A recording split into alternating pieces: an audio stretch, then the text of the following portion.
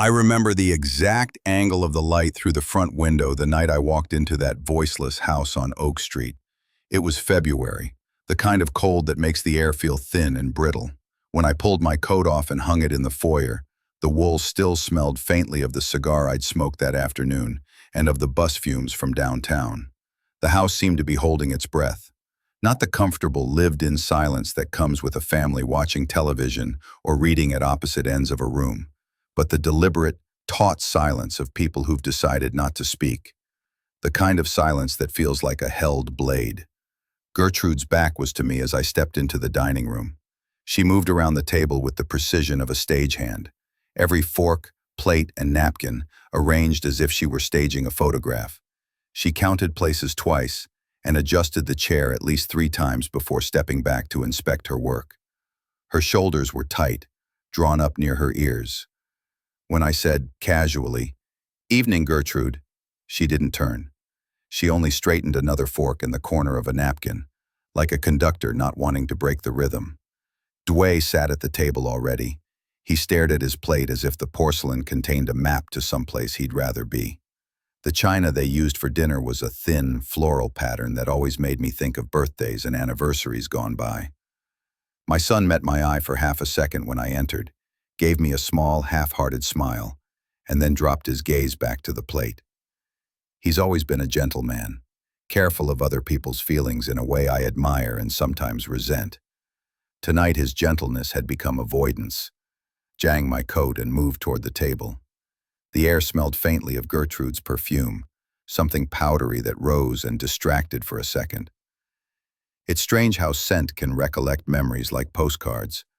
Her perfume took me back 3 years, to the first time she visited after the wedding, to the way she laughed at my jokes just enough to make them feel important.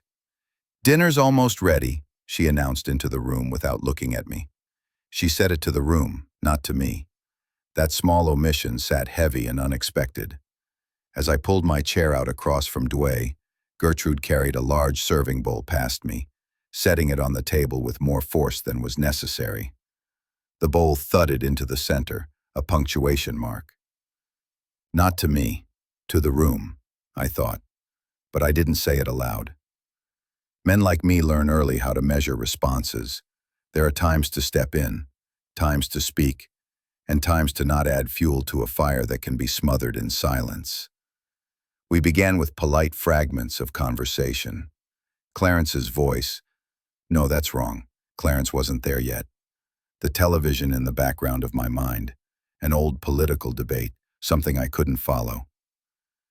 Gertrude moved like a well-rehearsed actress, asking questions, laughing in the right places. Dwayne answered with short syllables and eyes that scanned the china. My plate sat empty until I lifted the fork, not because I didn't want to eat, but because the taste of bread and potatoes felt irrelevant to the moment. Food was ceremony, and we were actors in someone else's script. Immigration. MX. The doorbell rang at the worst possible moment. It was a bright sound, almost cheerful, like a band showing up at someone else's funeral. Gertrude's face changed in the span of one breath. Not a small change, but a reload. The tight line of her mouth unfolded into a bright smile, and she went to answer the door as if on cue. I watched her move. There was a small, practiced speed in the way she crossed the room. I'd seen her do the same thing at holiday parties when she wanted to be seen. Now, she was performing that same sweetness for people who hadn't been part of our life until tonight. Immigration. Voices came through the entryway before I could. They were loud and familiar, full of easy familiarity that came from people who had only been told the narrative and believed it. "We made it," someone cried. "Such a lovely home," another voice said, and I heard laughter. Not at anything I'd said, nor because they knew me, but because they were excited for Gertrude. Clarence and Dorothy Webster stepped into the dining room hauling suitcases like they were dropping in for a weekend, rather than rolling in like conquerors with luggage as flags. Clarence was broad and genial, a man who wore his certainty in his posture. Dorothy had a syrupy, voluble voice and an air of pride that seemed, somehow, coordinated with Gertrude's. They embraced their daughter with that practiced warmth. "Hope you don't mind us dropping in," Clarence said, loosening his grip on the suitcase handle as if his belongings had been an afterthought. "Not at all," Gertrude replied, already smoothing her dress. "They'll stay a couple of weeks." That phrase, "a couple of weeks," landed like a thrown stone. If rock could speak, it would have said, "Improvement of circumstances imminent." Shameful. According when exactly I stopped being surprised by Gertrude's ability to tilt a room to her advantage. Maybe it was the first Christmas she decided we'd celebrate at their house and then announce the plan as a gift. Maybe it was the subtle way her laughter could dampen a sharp remark. There was no malicious intent in her, I think, rather a fierce certainty that the world should be arranged to suit her comfort. She planned, she performed, and she expected the rest of us to gladly participate in the scene she wrote. Shields, SJML, when Clarence sat at the head, Dway's usual seat. A small, almost imperceptible displacement took place, like a tide moving a pebble. Dway did not say anything. The new seating arrangement felt preparatory. When Gertrude began to serve, she handed bowls away from me first. She moved outward in concentric circles of preference. My plate remained bare until the end, with a reserved, invisible sign that read, "Optional." Immigration.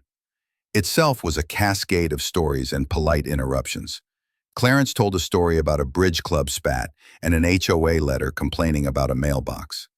Dorothy laughed loudly at the right places and added details to make the anecdote land heavier than it should have. They didn't ask me about my day, which they had never done before because they didn't have a reason to. My life was background for a script about their daughter. Gertrude prompted them masterfully. For once in my life, I felt like furniture. Useful, serviceable, quietly moved when needed. Propulsion. Then she stopped. The sound of silverware against china faded. Gertrude set down the serving spoon and turned to face me. For the first time that evening, she looked directly at me. She folded her arms and said plainly, "Irving, my parents need a proper bedroom." The room held for a moment. I measured the shape of her face, the way the corners of her mouth pierced the smile into a blade. "What room?" I asked, keeping my voice polite and low. I could feel the old grooves, the ones formed by years of trying to understand and not wanting to be a nuisance. 3 years of living in a small bedroom off the first-floor hallway had taught me that when Gertrude set her jaw like that, a request was already a decision. She was precise. "The room on the first floor, it's perfect for them. It has its own bathroom. Mother's knees." She gave a little exhale that was half practical explanation and half trimming of the conversation. Her voice had the trained cadence of someone who expected compliance and was only informing people of facts. Propulsion. My chest tightened. This was not new, the sense that my life could be discussed and reorganized without my consultation, but it still made me uneasy. I had lived in that house 3 years. I knew every squeak in the floorboard, the slight draft by the window, the way the heater clanked when the night was down to 0. I'd made a life there. It was quiet, modest, and, most of the time, peaceful. I turned my fork in my fingers like a man calibrating his options. "Gertrude," I said, careful with my words, "that room is where I live." For a second she looked surprised. Then a small, practiced annoyance crossed her face and was gone. "Irving, my parents need that room," she said again, with the flatness of a clause in a contract. There was no negotiation in it. She added a sting of finality when she said, "Either give them your room or pack your things and leave." Time in the dining room seemed to lose its usual cadence. Dorothy clapped softly, as if at the conclusion of a joke. Clarence shifted his weight and leaned back, pleased with the outcome. Dway, my son, put his fork down with a delicate, deliberate motion. His eyes flicked to mine for a fraction of a second, and then slid away, as if the look could carry the weight of what was happening but chose not to. I felt suddenly that I was both the only person in the universe who could be seen so clearly and the least interesting thing in the room. There are decisions you think you will argue, that you rehearse in the theater of your head. And then there are decisions you make in the moment because arguing will only water the room with tears.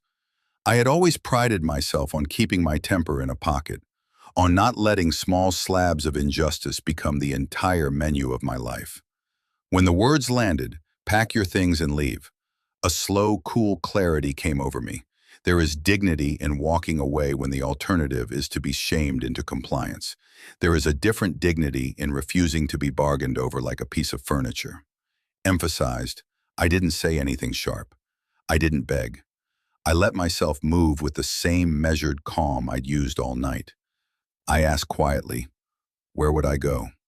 Dway did not answer. His fork rested on the table, the small curve of his shoulder telling me he wanted to help and could not. I could see the conflict in his face, the son torn between the woman he loves and the father who raised him.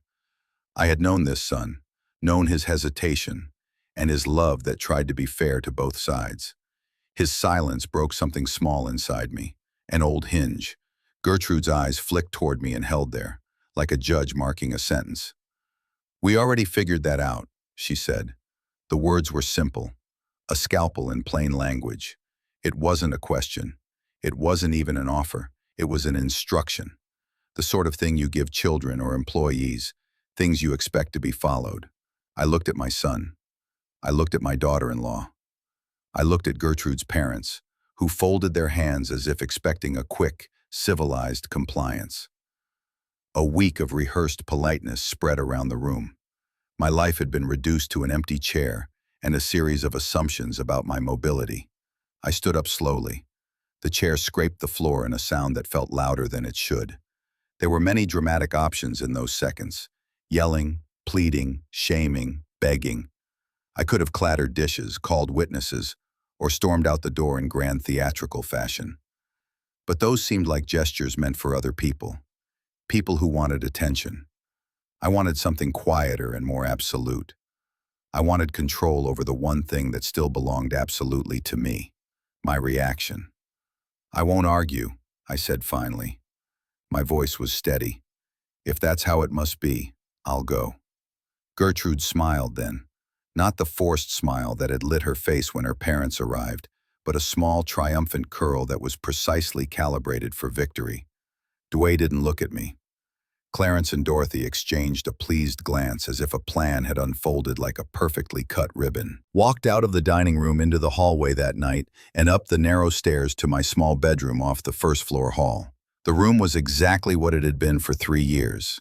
Modest, a single bed pushed against the wall, a small dresser, a stack of vinyl records that I'd meant to digitize and never had.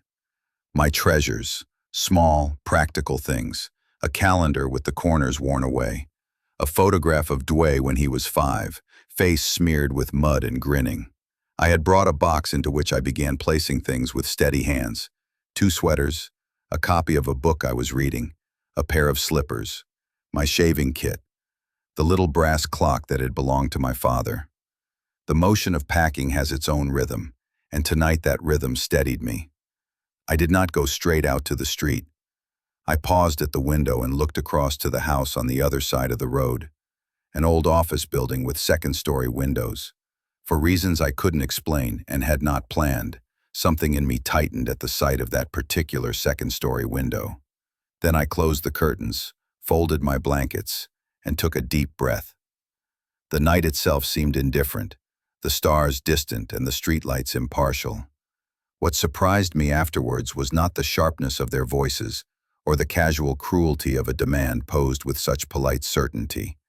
What surprised me was the quiet, the way it settled like snow, not loud, not dramatic, but insidious. The next morning I woke in a different bed, my things in boxes, my shoes at the door. I walked out of the house not with the stomp of defiance, but with the slow, dignified gait of a man who knows he is making a choice. I did not speak to Dway on my way out. He did not try to stop me. A week later, I found myself at a window across from their house, not in some shabby shelter or out on the curb as I imagined they might have expected, but in the office building that faced Oak Street. I had taken a small room there, an office space with a window that looked out directly at their living room. Some might call it petty. Some might call it theatrical. I call it the first act of a patient plan. It is a small thing to place yourself where you can watch the world you were forced to leave. It is a small thing, but in its smallness there is a finality that words sometimes lack. From that office, I could see them. I could see Gertrude at the window when she opened the curtains, the way she'd check the world as if expecting applause. I could see Dway go to work, slump in a chair and walk past their doors.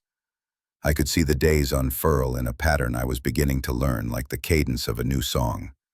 The revenge I had in mind was not to be shouted. It was to be watched.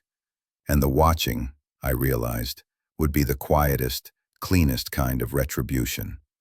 That, though, is for later chapters. Tonight, in this first one, the important thing is that the decision had been made, and the pieces were set. My life had been rearranged on someone else's whim, and I had left the room rather than argue to be kept like furniture. I had packed the few items that mattered and walked out into the cold with the soft, private certainty that I would not allow the rest of my life to be ruled by somebody else's timetable. When I closed the office door behind me the first day, I did not shout. I did not ring the bell or stage a confrontation. I simply set my coat on the back of a chair, placed my box of papers on the desk, and pulled my chair to the window. From there, I watched. The silence on Oak Street, which had felt at first like a condemnation, now felt more like a secret that the house itself held.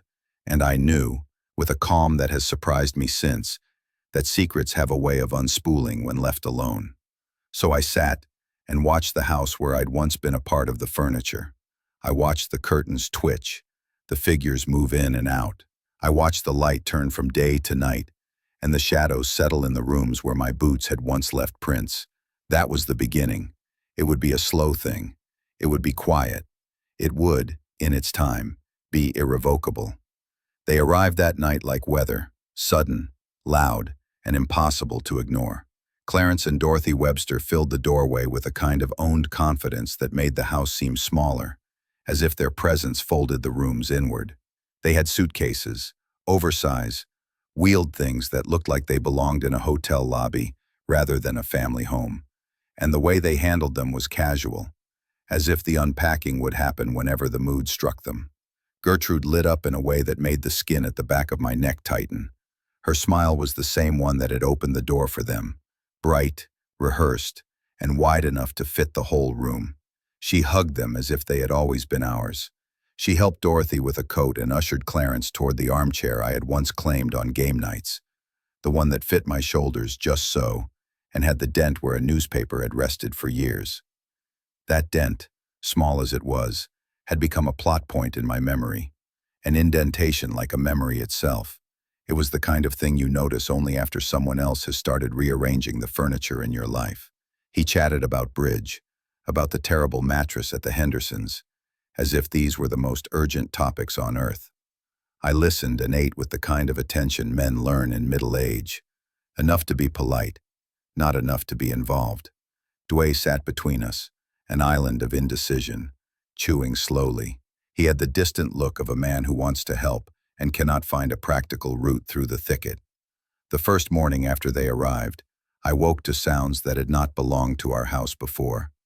The clatter of teacups in the kitchen at 7, the two voices in overlapping conversation, the staccato laugh of Dorothy at some small, repeated joke. House took on a new rhythm.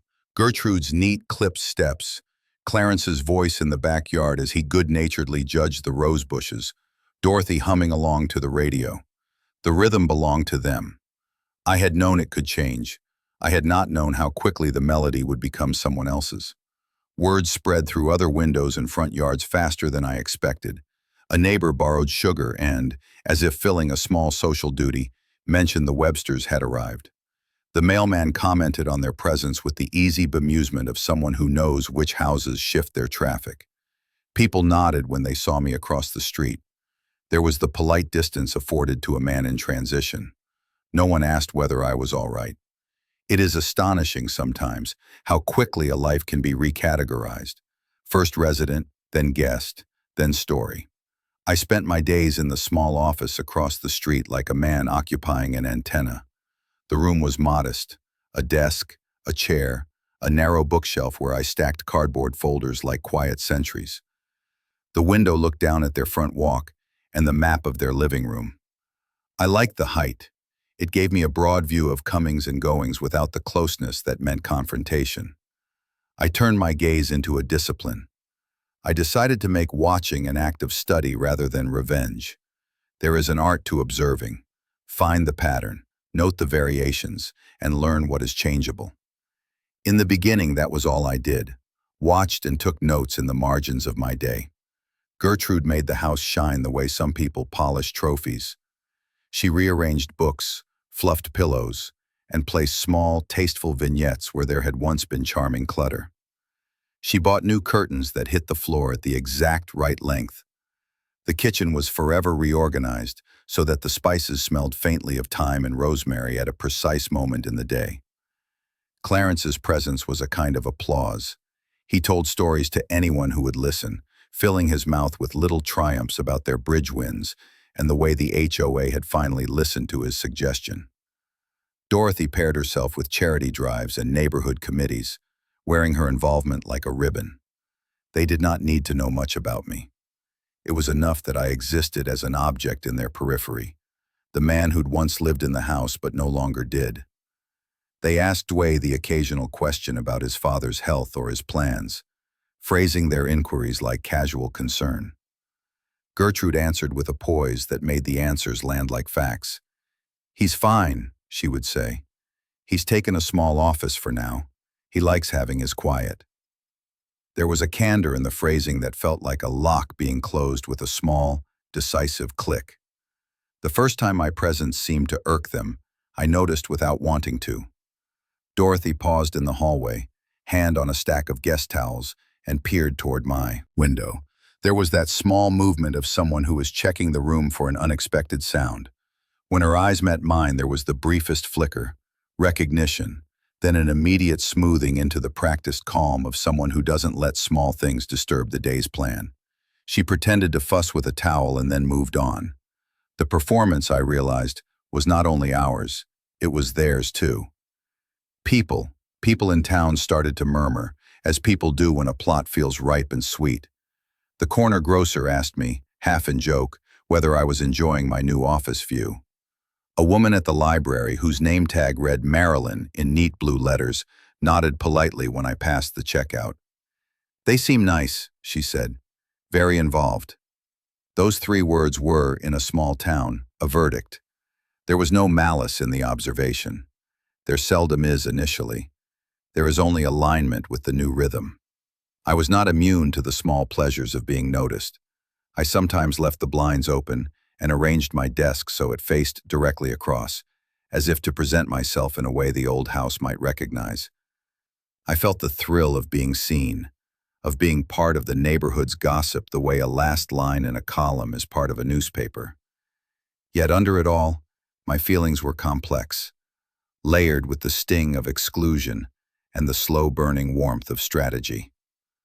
I understood the urge, the animal part of me that wanted to respond, and I told it to be patient. There were small assaults on my dignity in the early weeks that could have been accidental. A toothbrush that had been in the medicine cabinet for years suddenly replaced with a new model.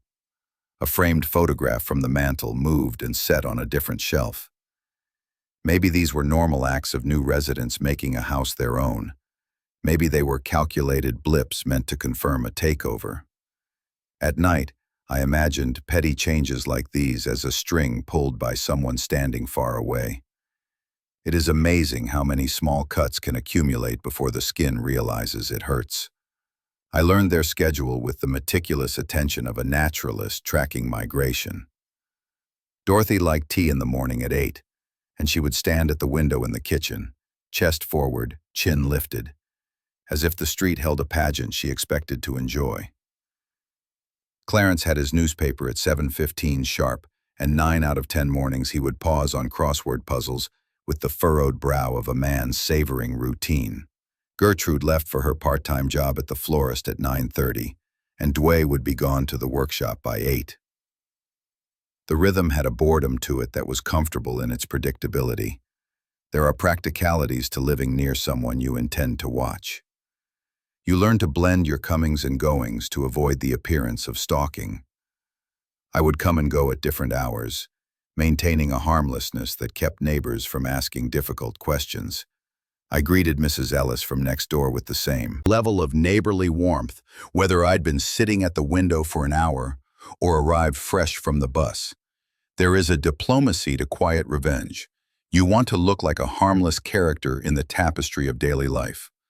At first, my acts were small and strictly observational. I started taking notes on paper, the kind with wide-ruled lines. There was something satisfying in handwriting observations. Dorothy places candle on coffee table at 4:14 p.m. Or Clarence parks car with bumper facing curb, 7:58 a.m. The list felt like an offering, like a map I could consult when plotting a larger movement. Maps are how men organize mischief and memory alike. They give shape to chaos.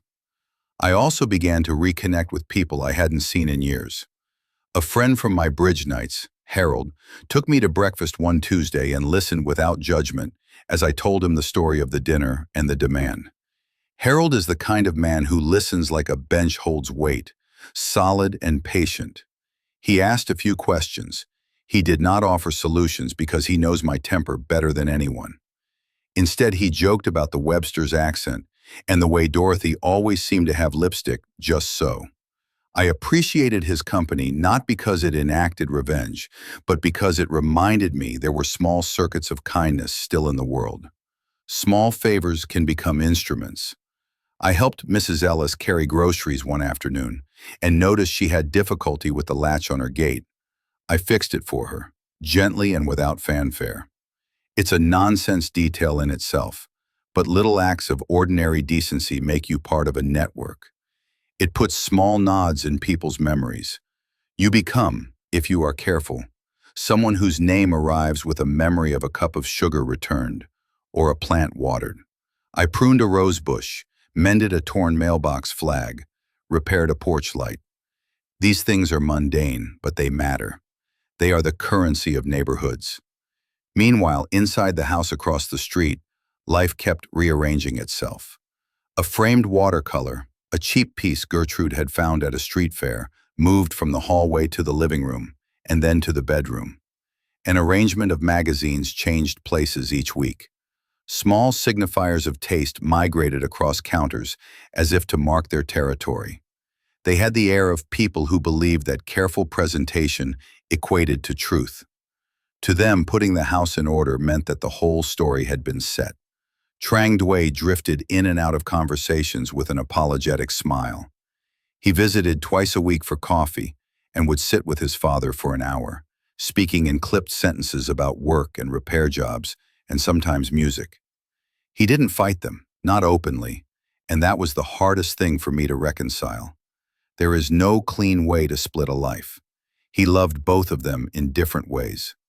I recognized the tug of loyalty and the way people choose the life that looks simplest at the time. I'd learned, over years, that love often chooses the path of least immediate resistance. That knowledge should have hardened me. It didn't, but it taught me to quiet the part of me that wanted to make a public scene. Expelled. By the third week, the Websters had not simply settled, they had begun to plant. Clarence hung planters in the front yard, and Dorothy started a book club that met every Thursday afternoon with tea and lemon squares. They invited neighbors with the kind of inclusion that is also a kind of claim. Invite, include, and thus intimate. Invitations are a pacification ritual. You are talked to, then assumed with the quiet confidence of someone who believes that hospitality can erase history. There was one afternoon when Dorothy's book club overtook the living room, and the sound of civil discourse spilled into the street. From my window, I watched as the group shifted their chairs into a smooth semicircle, the cushions forming a social arc that excluded empty space like an unspoken code. They spoke of novels as if their plots could be edited to more closely resemble the lives they wanted. Dorothy laughed, a sound with the same syrup as her voice, and it was then I felt a small feline satisfaction. Their contentment was almost theatrical. It had the quality of a stage set, lovely but fragile. Undermined. That night, I sat at my desk and read through old journals I had kept in boxes. Small, hardbound books with notes from my son's childhood, tickets from a play, a record of things I had mended. The past had a weight to it that felt almost heavy enough to pick up and move. I thought about the life I'd led in that small room, about the way one conversation at dinner had rearranged everything. I thought about choices, and the way our decisions are sometimes handed to us wrapped in smiles. Expelled. I did not yet act in ways others would call revenge. There were no scandals, no public shaming, no telling of secrets. My methods had to be different. I wanted to keep my dignity intact and do something that felt like justice rather than spectacle. So I began, quietly, to insert small discrepancies into the neatness of their days. Escience. A neighbor would mention in passing that a package had been left on their stoop by mistake, and I would quietly retrieve it the next day and take it across the street. A neighborly errand performed without comment. A note, unsigned, would appear complaining about a noisy air conditioner at odd hours. The HOA would write a letter that was bland and bureaucratic, and the letter would arrive in a plain envelope and be seen like an administrative suggestion. I left an editorial in the town's informal bulletin about being kind to elders. I wrote it not to shame anyone, but to remind people. Politeness can sometimes be armor for small cruelties. The actions were small. They were legal. They were in many ways simply the work of a man who wanted to be present while he defined his boundaries. People would later call them petty. I prefer to call them patient, a careful recalibration. It is astonishing how often people treat old men like furniture until the old man decides to move. On the last night of the month, sitting in the dim glow of the office, I watched Gertrude open the curtains for the evening and pause, as if checking the scene for an approving audience. She did not know I was watching then. She might never have guessed. But in that moment, she seemed, to my eye, to be the fragile center of a house that had been carefully built around her. I thought about the pleasures that come from having control, and I thought about the small ways control can be checked. From their life looked tidy and bright, a postcard of one possible happiness. It was beautiful in a certain way, and it was also a life that had been carved into shapes that did not include me. I folded my hands and set them on the ledger on my desk. I decided I would not be brusque. I would not be base. I would let time do some of the work. There is a patience to plotting, a slow, methodical picking at the edges of a structure until fissures appear. I was learning, in the office across the street, how to watch the seams and wait for them to stretch. That waiting would be its own kind of action. The weather had changed. The unexpected guests had arrived and made the house theirs, and I had taken my place as an observer with a plan. The chapters ahead were still unwritten, but the paper was spread out, and the pen felt steady in my hand. The night Gertrude told me to leave, the room did not erupt in sound so much as harden around the words. They landed, and then everything else settled into their shape. The cutlery clicked. The hum of the refrigerator receded. The clock on the mantel continued to measure out seconds with indifferent precision. When a person you love looks at you as if you are a question mark left on the table, the smallest of domestic objects become witnesses. I felt each witness like a weight. Her tone was casual, the way a verdict can be. "Irving, my parents need a proper bedroom." She said it as if she were giving directions on how to fold a napkin. Precise, practiced, complete. The room on the first floor is perfect for them. It has its own bathroom, mother's knees. Then the leveler. Either give your room to my parents or pack your things and leave. For a second, something in me wanted thunder. I imagined knocking the table hard enough to send the bowl to the floor, to make Gertrude stumble backward into the polished living room I had helped build, to call attention to the injustice of a man being asked to become a non-person in his own house. I had scenes rehearsed like actors rehearsing cues, the impassioned speech, the slow and righteous exit, the letter to the paper. But rehearsed scenes, I realized, were for younger men, or men who needed an audience. I had never been very good at theater with an audience. My anger, when it rose, has always preferred private rooms and slow, cold responses. So I stood. I folded my napkin with the same care I'd seen Gertrude put into staging a play setting, and I left the table. I did not shout. I did not cry. I walked to the little bedroom off the first-floor hallway, the room that had been my sanctuary for the last 3 years. I packed with an economy of movement: a sweater, the small brass clock from my father, a worn paperback, the photograph of my son with mud on his face. The motion of packing is odd. It compels you to name what matters. In choosing what to take, you choose the parts of life you cannot bear to relinquish. Dwayne did not come to my room. He stood, in the dining room, like a man suspended by guilt. His shoulders were bowed the way a man's shoulders bow when he is trying to hold two fragile things at once. I could see his mouth forming words that collapsed before they left. He could have intervened. He could have made the house into a place of conflict rather than convenience. Instead, he chose the quieter violence of silence. That silence hit me more deeply than any sharpness from Gertrude. When I left the house that night, it was not into the street but across to the office I'd rented. A small room on the second floor of a brick building that faced Oak Street. Some would say I chose a theatrically appropriate vantage point. Others would call me petty. I will not deny the theatricality of sitting across from the house whose furniture once included me. But the choice to be close was not only about being seen, it was about having a view, about regaining a sliver of control. Watching is a craft. It requires patience, an eye for rhythm, and a willingness to be present without exploding. Meta terrors in the first week after being asked to leave. The first morning, I woke before dawn and found myself at the window, watching light work its slow way across the Webster's living room. I watched Gertrude move through spaces I had known intimately. A chair where I used to sit now bore the imprint of someone else's cushion. A mug I used to use had been replaced with a porcelain teacup with a floral rim. These details are foolish in isolation, but together they stitch a new life that does not include you. Silenced. I kept to a pattern. I arrived at the office early. I straightened the few volumes on my shelf and arranged the cardboard folders I'd brought. I sat and watched. The act of watching becomes a form of meditation. Observe, catalog, wait. At first, I did very little more than name patterns: who arrived when, how they answered the phone, what meals were prepared. A neighbor calls this spying. I call it cataloging. There is a moral architecture to revenge, and you have to decide early on whether you want your actions to be angry impulses or deliberate rectifications. The first note, the one that set a small rumble in motion, was nothing dramatic. It arrived in a plain white envelope slipped under the Webster's door at dawn. No signature. The note read simply, "Attention. Clarification requested regarding property line and hedgerow encroachment."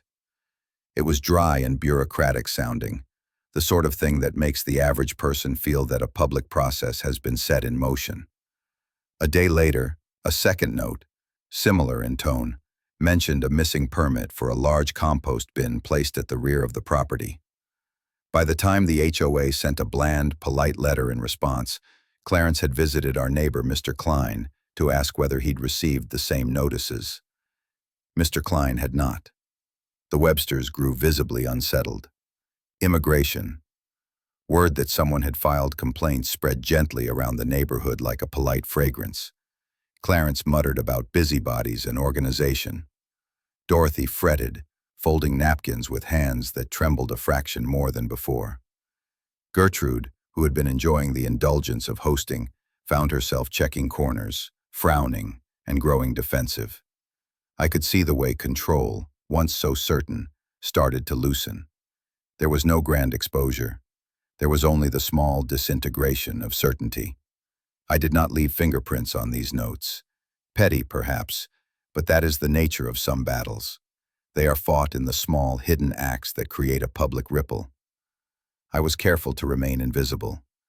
My best tool was anonymity. There is an odd liberation in being the wind that moves leaves without being seen. Attending. At the same time, I began slipping small truths into casual conversation with neighbors. A comment about how difficult it is for elderly people to travel without a car, said at a coffee shop over 2 milky lattes, grew into an informal suggestion that the neighborhood association might consider applying to have certain homes included in a community services list. It was a way of planting seeds. People take advice from someone who seems like one more concerned voice in a chorus.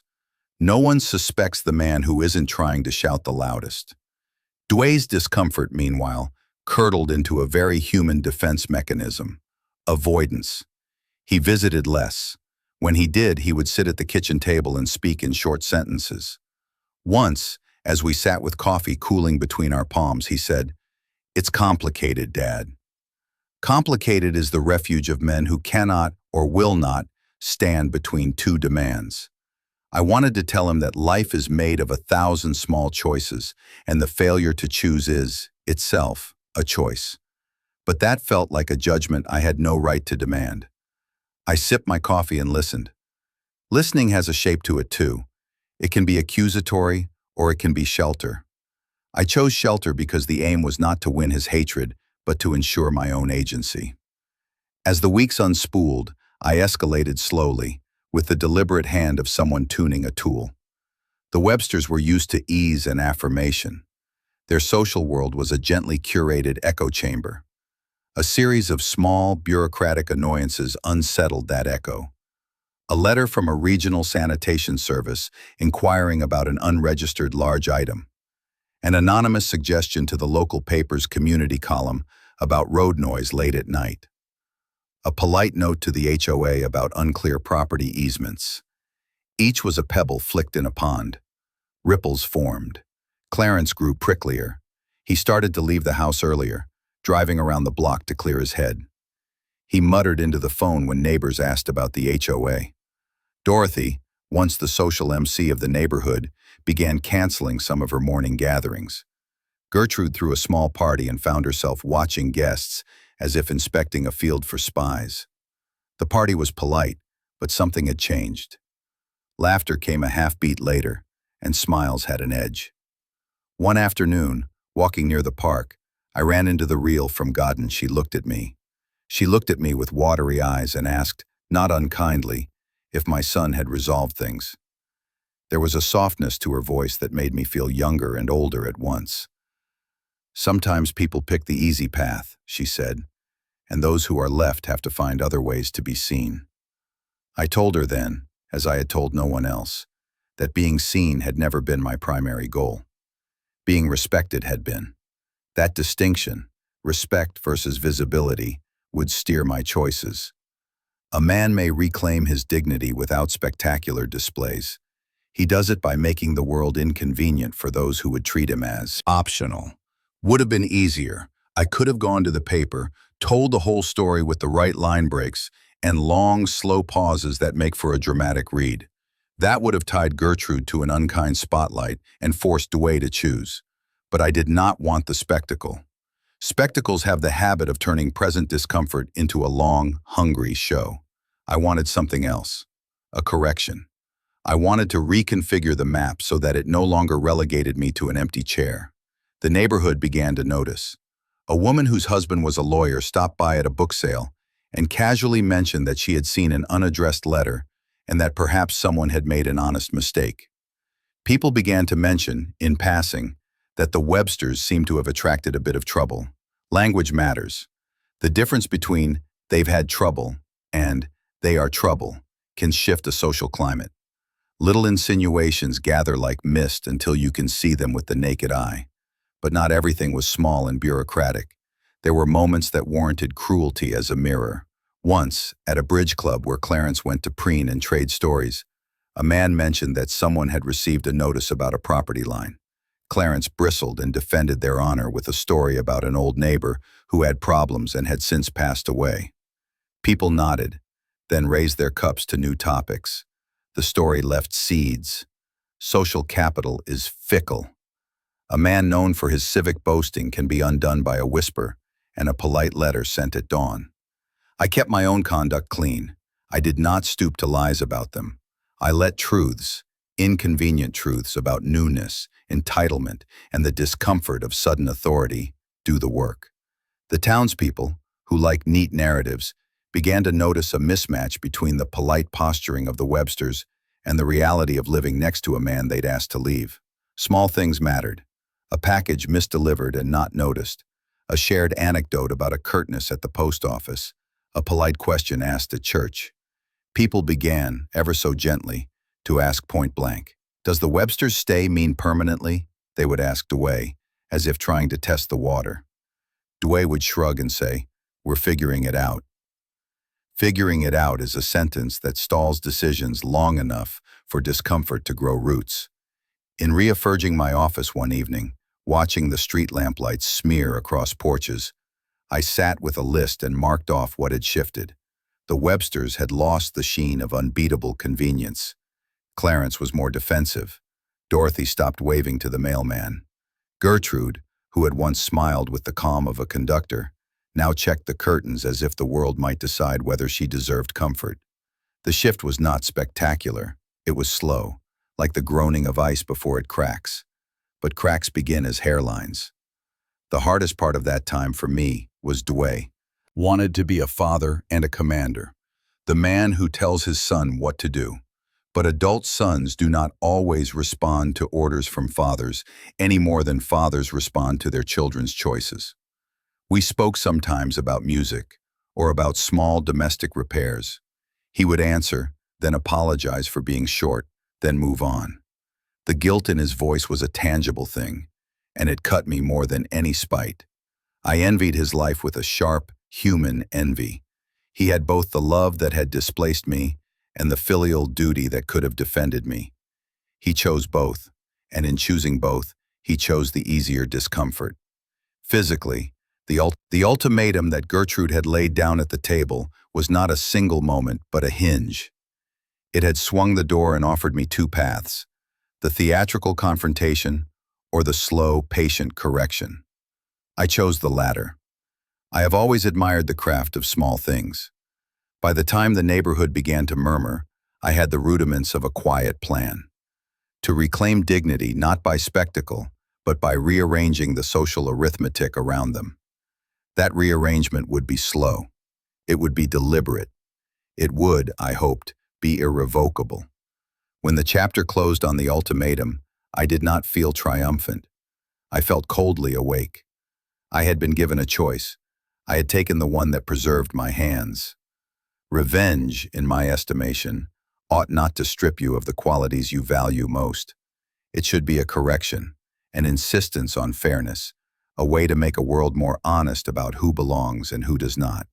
There would be more letters, careful conversations, and small social fissures. There would be nights when I would flirt with shouting, and mornings when I would return to the office and find that the Websters had replaced a photograph or moved a lamp.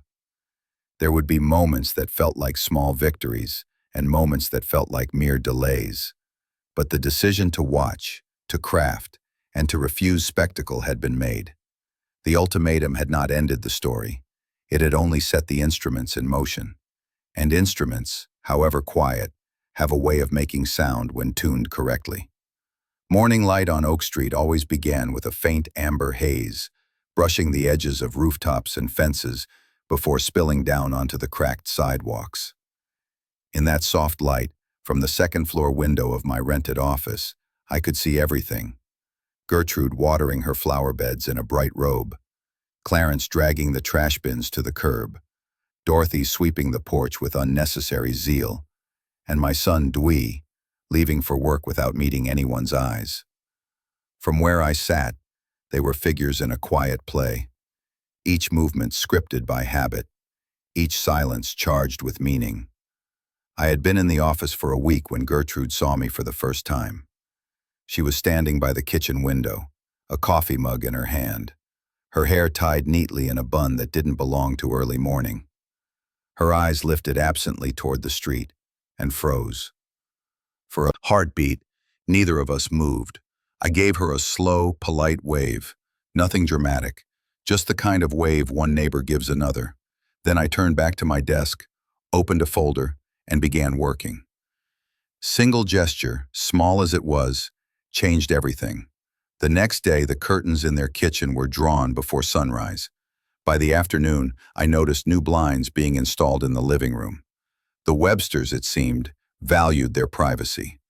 And yet, every time they opened a window, they couldn't help but glance toward mine. It wasn't about surveillance. It was about reminding them that I existed. The man they had discarded had not vanished. He had simply changed seats. From my vantage point, I could see the life I had once moved through, now continuing as though I had never been part of it. Gertrude hosted brunches for her friends, her laugh carrying across the street through open windows. Dorothy planted tulips where I used to keep the small bench I'd built with my son. Clarence had taken over my parking space, and Dway, poor boy, moved among them like a ghost tethered by guilt. But even ghosts can make noise. In the evenings, I would turn on a single lamp in my office, leaving the shade open so its glow faced their house. A quiet signal that I was awake, watching, present. Sometimes I sat at my desk and wrote letters, to no one, to everyone. Words that had no destination except the satisfaction of being written. Other nights, I simply stared at the house until its windows went dark. It didn't take long for the challenge of the children. The challenge gave their self, which is completely insured, especially in terms of children in self-drew. It didn't method instead. It was a quicknant, another things, which is like the options of die against the children. Their listening take long for the neighborhood to notice. Oak Street had always been a curious place. People watched each other as if gossip were a form of currency. Soon, whispers began to thread through the hedges. Did you hear? Old Mr. Irving's back. Lives across the street now. Looks like he's got a good view. Gertrude hated whispers. She thrived on control, on appearances, and nothing shattered appearances like speculation. One Saturday morning, I watched as Clarence stormed out to his car, slamming the door hard enough to startle a flock of sparrows from the oak tree. Dorothy followed, clutching her purse, her face pale and pinched. They returned 20 minutes later, empty-handed, their voices sharp even through the glass. I didn't know the subject of their quarrel, but I didn't need to. The point wasn't the details, it was the pressure. Small cracks were forming. When people believe they've gotten away with something cruel, what haunts them isn't guilt, it's being seen. That's why I kept the lamp on every night. Why I made sure to step outside at noon, just as they were sitting for lunch. Why I waved, politely, always politely, whenever our eyes met across the street. A week later, an envelope arrived in their mailbox, white, unmarked, anonymous. Inside was a clipping from the Oak Street Gazette, a column about family harmony and the duty of care toward elders. No name, no address, just the article. A week after that came another, this one about the ethics of inheritance and respect. I didn't sign those either. I didn't have to. It was deliberate, subtle, and legal. That was the art of my revenge. Not destruction, but disquiet. I wasn't breaking them. I was reminding them that cruelty has a memory. One rainy evening, Dway crossed the street and climbed the stairs to my office. He looked older, tired in a way that had nothing to do with age. "Dad," he said quietly, "you don't have to do this." I looked up from my desk. "Do what?" He sighed. "You know what I mean. The letters, the watching. Gertrude's nervous all the time. Mother's been jumpy. You're making them paranoid." "Paranoid," I repeated. "I'm not doing anything. I'm living my life, same as they told me to do." His face, shoulders sagging. "I know what happened wasn't right, but this isn't helping." "Helping who?" I asked. "You, her, them? You watched me pack my things and didn't say a word, son. The least you can do now is let me wave from my window." He didn't answer. He left quietly, shutting the door behind him. I watched him cross the street, his head bowed against the rain, and for a moment, just a moment, I felt something that wasn't victory. It was sadness, raw and persistent. Revenge doesn't heal what was broken. It only ensures the pain has somewhere else to live. End of the month, the Websters had changed their curtains again. Gertrude no longer watered her flowers in the morning. Clarence avoided eye contact with the neighbors. Dorothy stopped hosting her little tea gatherings. The once lively house across the street had grown quiet, its windows closed even on warm days. And me? I sat at my window, cup of coffee in hand, watching the house that had once held my life. I wasn't angry anymore, just calm. patient, the way the sea must feel after the storm, still carrying its power but no longer needing to prove it. Because the truth about revenge is this: it doesn't always roar. Sometimes it just waits, and sometimes all it takes is a man in a window, waving politely, to remind the guilty that peace is not theirs to claim. Revenge, I came to understand, is rarely a single perfect moment. It is more often a slow negotiation with the habits of other people, a series of small shifts that, added together, change the shape of a life. I did not seek to ruin anyone. I only wanted to rebalance a table that had been tipped without cause. What followed was not dramatic in the sense of thunder and public spectacle. It was quieter, legal, polite, and precise, like the way a good clock keeps time until everyone notices the accuracy. It began with tiny fractures that seemed natural when they appeared in isolation. The HOA inspector, a reasonable man with a clean blazer, arrived one Tuesday morning to discuss an unpermitted structure indicated on a routine review. Clarence bristled and produced a sheaf of documents he insisted proved his good standing. The inspector looked at the paperwork and, after a careful minute, asked a question about the permit date. "This shows a permit for last year," he said, "but our records reflect none." Clarence's jaw clenched. The conversation that followed was calm but exacting. It required clarifications, an extra trip to the town office, and a small embarrassment in front of neighbors who had once nodded appreciatively at his civic pride. XX. Dorothy's book club dwindled. On Thursday afternoons, conversations that used to be about plot twists turned into careful observations about timing and etiquette. Was someone late last week? Or, did you notice the unusual mail? Friendships have a fragile architecture. When a neighbor begins to express small doubts, "Did we hear right?"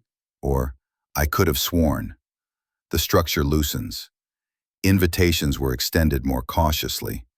Laughter came with hedged smiles. Dorothy began to smile less freely. The woman who once ran the tea circle with the warm command of someone confident in her place found herself apologizing when she couldn't answer a logistic question about a volunteer list. Emimized. Sexism. Gertrude noticed these changes before the rest of them did, because she lived under the microscope she had once calibrated for others. She watched for reactions at parties, read the subtleties of neighbors' faces like a sheet of music, and she sensed when a note had gone sour. Her defensiveness sharpened into something brittle. Where she had once ironed napkins with quiet pleasure, she now inspected each crease with anxious hands. She began to cross-check receipts, to reconcile guest lists like a treasurer afraid of thieves. That anxiety leaked into the way she spoke to Dway, quicker, sharper, and he, who had tried to be the bridge between two lives, found himself the tense fulcrum of a household teetering on small humiliations. Eshem. Sat words. I never planted outright lies. My tactics were not about humiliation in the sense of cruelty. They were about revealing that comfort and entitlement had consequences. An anonymous but correctly worded letter to a local food inspector about a minor concern. A polite call to a neighborhood email list, suggesting maybe the community should keep an eye on irregular permits. Things that required explanation and paperwork. Each note required Clarence or Gertrude to prove something they'd taken for granted. Paperwork accumulates like frost. Eventually, it needs impulse and heat to be cleared. Propulsion Club Xbox Club gossip can be surprisingly effective. Clarence enjoyed his Sunday meetings, a place where he could grandstand and win small arguments. When one of the club members mentioned a rumor, the sort of casual observation that becomes a story if repeated, Clarence found himself the subject of polite questions. "Did you know the Websters had some issues with permits?" someone asked, not unkindly. Clarence answered defensively, then a little clumsily, and the story took on a life of its own. The man who had exercised civic pride now had to explain himself. Pride, it turns out, is hard to wear after a misstep. Ultimo, I remained unremarkable. I continued to wave from my window, to nod at the neighbors, to keep my lamp on at night.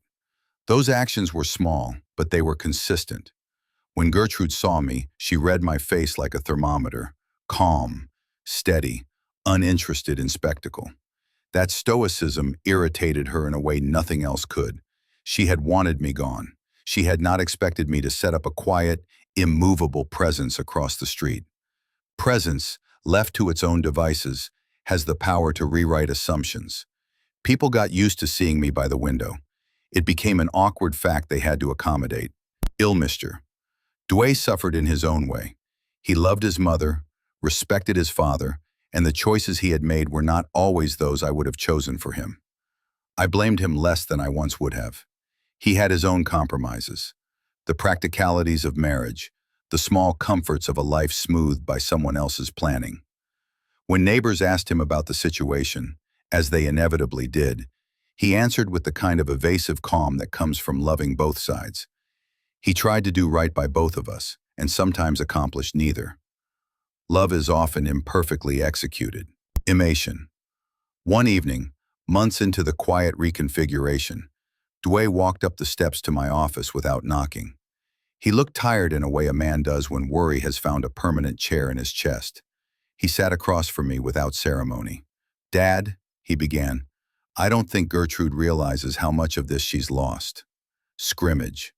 I poured him a cup of coffee and handed it over. "She wanted a room," I said. "She took it. She gained a house. People take comfort when they can. I only reminded them not to forget the costs." Unleashed. He sipped slowly. "She's been reading your letters," he said. "She thinks, I don't know, she thinks maybe she overstepped. Unfinished." "I never wrote to my name," I answered. "People read what they need to. Sometimes they see themselves in margins. Fections." He laughed then, a small, dry sound. "You're a patient man," he said. "I didn't know that." Negligence. We talked for a long time about small things, the repair jobs around the house, music he'd found on an old record, how to fix the sagging porch step. There was reconciliation in ordinary conversation, not grand apologies, but the slow knitting of relationship. He did not become a different man overnight. He kept his faults, and I kept mine. We were, in the end, father and son navigating a life that had changed. The real measure of what I had done did not come in gossip or HOA letters, but in a public corner of the town I had lived in for years, the local supermarket. One day, a cashier who had once been a fervent admirer of Dorothy's volunteer lists looked at Clarence differently, not with scorn, but with a small hesitation. Invitations that had once come automatically were now extended with a qualifier. Dorothy, who had been used to coordinating events with a practiced flourish, found herself planning functions with extra caution. Her name still carried weight, but it was now a value that required verification. PEM. The culmination of this slow tide was not a single event, but a convergence of small losses that stripped the Websters of the complacent narrative they had built. Their social calendar tightened. Their parties felt smaller. Invitations were fewer. The neighborhood did not ostracize them. I never wanted that. But polite life requires reciprocity and certainty, and both had been troubled. Intrude stopped checking the curtains for audience approval.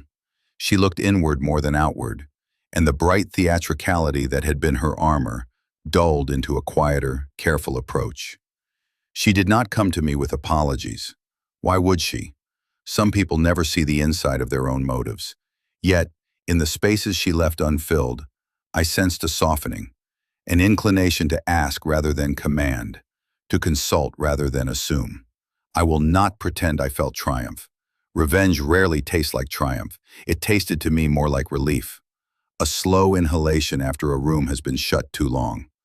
The house across the street returned to a shape that included everyone in a more honest way. The invitations resumed with a new modesty.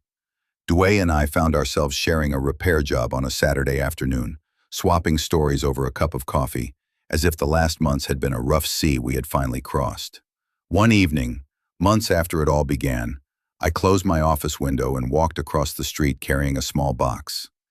Inside were the brass clock, a sweater, a book with a cracked spine, and the photograph of Dway with mud on his cheeks. I stood at their front step and knocked once.